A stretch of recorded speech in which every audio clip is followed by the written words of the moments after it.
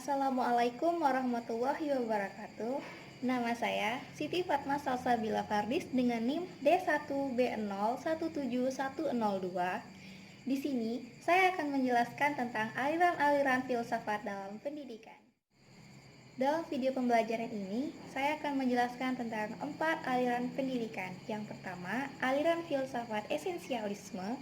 Yang kedua, aliran filsafat perensialisme. Yang ketiga, aliran filsafat progresivisme. Yang keempat, aliran filsafat konstruktivisme.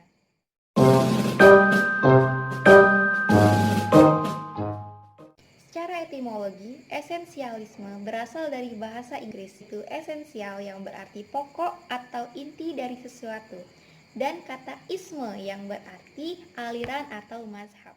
Jadi, aliran esensialisme ini merupakan aliran filsafat pendidikan yang ingin kembali kepada kebudayaan-kebudayaan lama sebagai warisan sejarah yang telah membuktikan keunggulan bagi kebaikan-kebaikan bagi hidup manusia. Nah, si esensialisme ini juga dipengaruhi oleh filsafat idealisme dan juga filsafat realisme. Esensialisme juga memandang bahwa pendidikan itu harus berpijak pada nilai-nilai yang dapat memiliki kejelasan dan tahan lama yang memberikan kestabilan dan nilai-nilai terpilih yang mempunyai data-data yang jelas. Filsafat ini juga memiliki tujuan. Nah, tujuannya adalah untuk membentuk seseorang yang berguna dan berkompeten. Dan isi pendidikannya itu juga mencakup ilmu pengetahuan sesuai dengan kehendaknya. Nah, adapun kurikulum sekolah bagi esensialisme adalah analog dengan miniatur dunia yang bisa dijadikan sebagai ukuran kenyataan, kebenaran, dan keagungan. Oleh karena itulah dalam sejarah perkembangan kurikulum esensialisme dipengaruhi oleh filsafat realisme dan idealisme.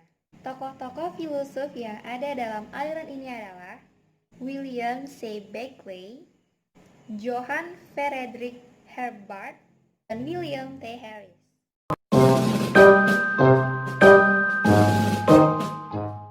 Aliran perennialisme berasal dari kata perennial yang berarti abadi, kekal, atau bersifat lestari.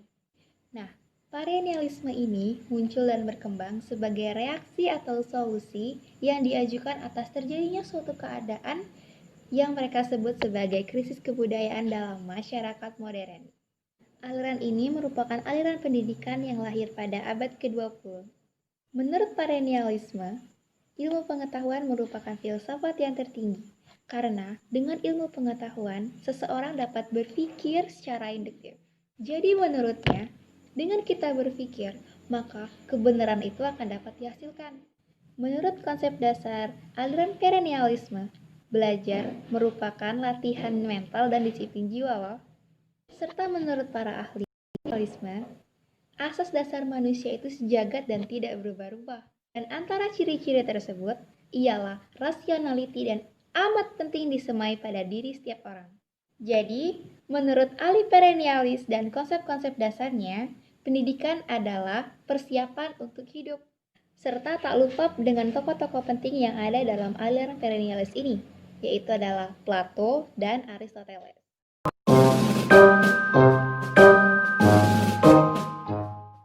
Berasal dari kata progres, yakni kemajuan. Secara harfiah, progresivisme dapat diartikan sebagai aliran yang menginginkan kemajuan secara cepat. Jadi aliran ini tuh menghendaki kemajuan untuk mengubah suatu perubahan. Dan secara epistemologi, progresivisme merupakan pengetahuan, informasi, fakta, hukum, prinsip, proses, dan kebiasaan yang terakumulasi dalam pribadi seseorang sebagai proses interaksi dan pengalaman.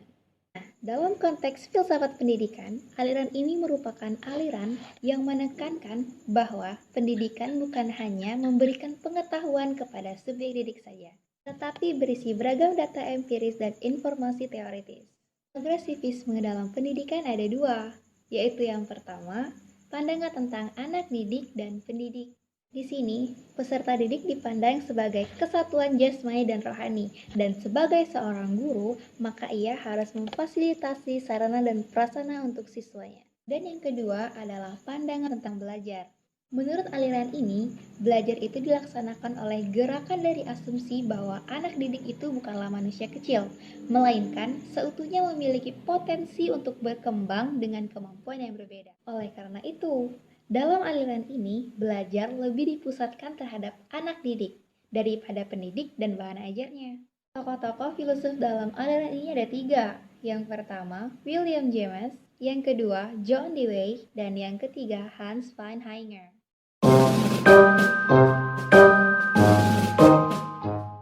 Aliran ini adalah suatu filsafat pengetahuan yang beranggapan bahwa pengetahuan itu adalah hasil dari bentuk manusia itu sendiri. Nah, menurut paham ini, pengetahuan itu tidak dapat ditransferkan begitu saja dari seseorang kepada orang lain, melainkan harus diinterpretasikan sendiri pada tiap-tiap orang. Sekarang kita akan berbicara mengenai pengaruh filsafat konstruktivisme terhadap pendidikan. Sebenarnya, prinsip-prinsip konstruktivisme dalam pendidikan sudah banyak sekali digunakan pada sains dan matematika, yaitu sebagai referensi dan alat refleksi kritis terhadap praktek, pembaruan, dan perencanaan. Jean Piaget adalah pelopor utama dalam aliran ini. Konstruktivisme yang dikembangkannya dalam pendidikan dikenal dengan konstruksi kognitif atau personal konstruktivisme. Menurutnya, belajar akan lebih berhasil jika disesuaikan dengan tahap perkembangan kognitif dari peserta didik. Jadi, aliran konstruktivisme ini menekankan bahwa pengetahuan adalah konstruksi dan pengetahuan bukanlah tiruan dari kenyataan. Baiklah, sekian video pembelajaran dari saya. Terima kasih dan wassalamualaikum warahmatullahi wabarakatuh.